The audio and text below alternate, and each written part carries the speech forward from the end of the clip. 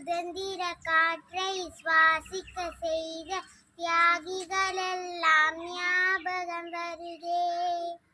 தந்தை என்றால் அண்ணல் காந்தி, மாமா என்றால் நேருவின் ஞாபகம், அன்பு என்றால் இதரசா, கவிதை என்றால் பாரதிதாசன். ஞாபகம் வருதே, ஞாபகம் வருதே, ஞாபகம் வருதே. சுதந்திர காற்றை சுவாசிக்க செய்த தியாகிகள் எல்லாம் ஞாபகம் வருதே. அன்னை என்றால் இந்திரா காந்தி, வந்தே மாதரம் குமரன் ஞாபகம், ஆசான் என்றால் ராதா கிருஷ்ணன், வீரம் என்றால் வேலு நாச்சி.